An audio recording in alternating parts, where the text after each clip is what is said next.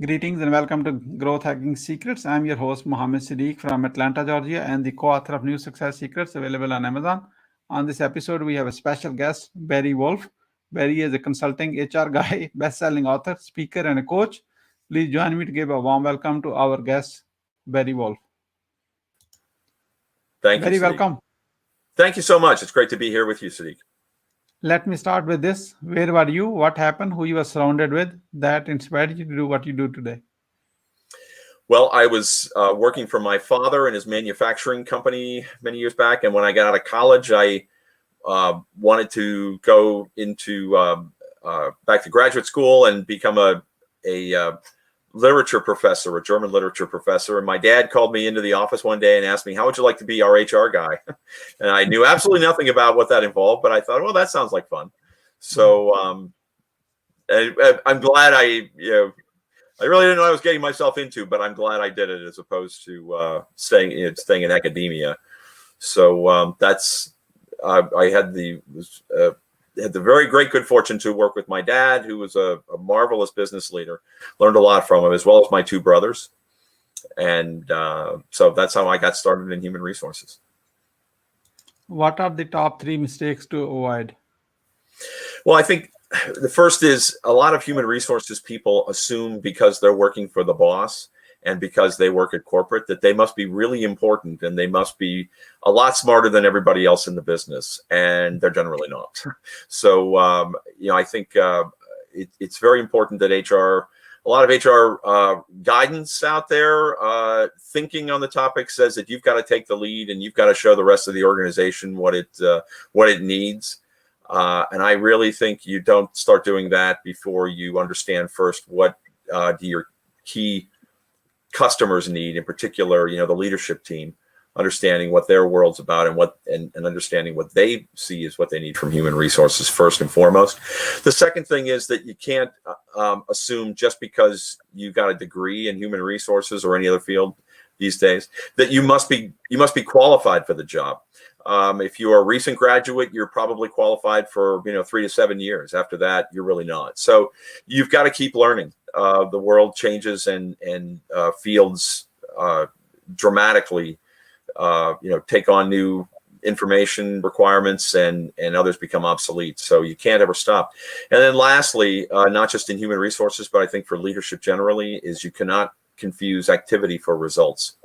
A lot of managers, a lot of leadership teams will say they want to see everybody busy. Well, there's busy, and then there's actually contributing to the organization's success. And if you're not clear on the one, you're not going to tell it from the other. So those are my big 3. Yeah. What is your greatest failure story? What did you learn and how did you recover from it? My biggest failure was when I was decided I wanted to write my first novel. So I took way too much of my life to write an historical novel about the life of Hannibal. And I love the topic, but I really didn't know anything about writing a novel. And I did have the opportunity to get it in front of a publisher. I had pieces of it that were pretty good. But, I blew the opportunity, aside from the fact that it wasn't a very good novel. But I went into those discussions completely focused on what I wanted and not taking the time to understand what the man who was offering me an opportunity, what he wanted or what he needed. And so it didn't go anywhere, but I look at the real failure as not so much just the fact that I wasn't a novelist as it was that I really was way too focused on what I wanted out of this. So, but what I learned out of it was beyond that particular lesson. The other benefit that gave me was the opportunity to get a lot of bad writing out of my system. I got my bad prose out so I could learn what it takes then to write better. And ultimately, I wrote a book that I was able to sell to a publisher and has become a bestseller on Amazon and Barnes & Noble. So, what are your top 3 success secrets that others can model from? Well, the first one is that you have to become sincerely interested in other people's success before you can think about your own success. Kind of going back to what I said with the book experience, but it's true in a lot of management. I have a lot of managers I've worked with, both as a vice president of HR and as a consultant, who like to complain a lot about the quality of their people. And one of the things I like to always remind them is, you can say all that and it can all be true. And they all should be probably deserving to be fired tomorrow. But here's the reality. If they fail, you fail. So, you don't get anywhere unless they get anywhere. So you have to stop complaining about what they're not giving you and so forth, and really focus on how do you make them more successful. And that's true, I think, in management. I think it's true. I found it to be true in marriage. So as my grandfather, the best advice I ever got on marriage, my grandfather told me a week before I got married, when my grandma left the room, and he leaned forward in his chair and said, just remember, you can be right or you can be happy. And that's very, very true. If you want to focus on being right, you're not going to be very happy in marriage. So anyway, so it's about making the wife successful, and that's how I become successful. But so that's the first thing. The other thing is that going back to the point about knowledge becoming obsolete, you got to keep reading. You got to read widely, and you got to read a lot, and you can never stop. Especially so in these days, no one is going to who becomes successful is not going to stay successful if they're not going to be reading. I saw Warren Buffett say once, I love the quote, that the difference between poor people and rich people is that poor people have large televisions and rich people have large libraries. And I have a lot of other books around this room besides the one behind me. Doesn't mean I'm rich, but I'm working on it. I got more books than TV. So anyway, the other thing is that, whether it's, again, like your spouse or your children or in management, don't BS people ever. The way I've come to think of it is that, you're never as smart as you think you are, and they're never as dumb as you sometimes wish they were. I mean, you can think that you can, so you just have to be really uncompromising about telling people the truth.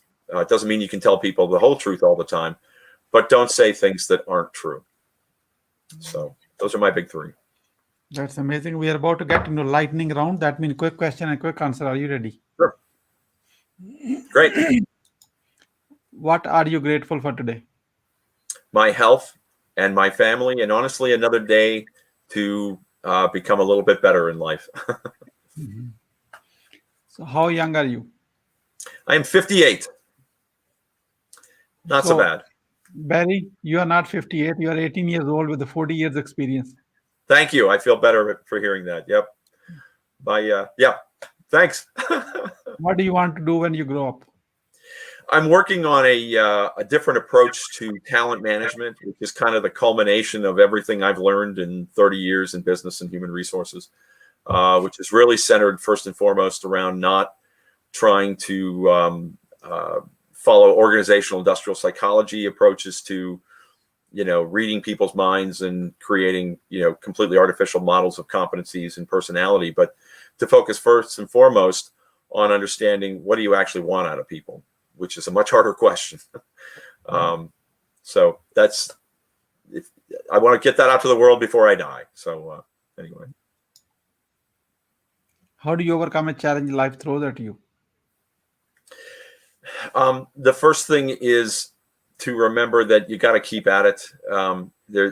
We can say we want to give up, but if you stop and think, well, what does that mean? You want to crawl under your bed for the rest of your life and suck your thumb, I guess. I don't know how that's supposed to work. So you can't let yourself entertain thoughts of, quote unquote, giving up. You've got to keep another day at it. And the other thing is to remember that, I believe that everything that the good and the bad in life that we encounter has a meaning. And I've come to believe that the biggest reason we encounter difficulties in life is so that we can help others overcome the similar difficulties in theirs. And there's sort of a circular logic to that, I guess. Yeah. I'm not sure why, but that's the way it works. So when I think about difficulties in my life, I can say that I've always encountered somebody who has had something similar, and I was able to provide them something helpful to some degree or other that I would not have been able to provide had it not been for what I personally had been through. So Very quick reminder, this is a lightning round. That means quick answers on the short question. Sorry. Yep. Sorry. It's all good. How do you start your day? I drink a glass of water and I spend a little bit of time in prayer. What's the advice you will give to younger yourself? Don't take yourself so seriously. Once you have a revenue generating idea, how do you convince your significant other? I honestly don't convince her until I show her I can make money at it, when I can show her a check from it. What is the impactful book you have read? What did you learn from it? This is a book called The Day the Universe Changed by James Burke. It's a couple of years back. I read it a while ago. And it's a story about innovation. And what it shows you is if you want to really do something different in the world, you're not going to find the inspiration for it from plowing along in the field you're in. You've got to be looking outside of that field. And that's likely where you're going to find the solutions for whatever it is you want to be working on. Why being impactful is important to you? Because I really want to help other people make their lives better and their companies better. Who is your mentor and what's the impact? My best was my dad, who showed me about not just teaching about people, but the importance of doing, or about business, but about the importance of doing right by people, first and foremost, to do right by your business. What do you want to be remembered for? I want to be remembered as a good father. I have 6 kids, and I hope they all like me when I'm gone. Who is your ideal client? My ideal client has about 200 employees, privately held, anticipating a transfer of ownership within the next 10 years. How can we support you? Well, you could encourage your viewers to check out my website. I have a blog at www.argoshr.com. I also have a best-selling book called The Little Black Book of Human Resources Management, which is available on Amazon, Barnes & Noble. You are welcome to show your book if you like to. I don't have a copy of it around here anymore. I gave them all away. I don't even have one. Okay. Keep going. So, but it's black. So, like the title suggests. So, yeah, those are the big things. So. Okay, wonderful. ArgosHR.com, ARGOSHR.com. Go visit and check it out yourself.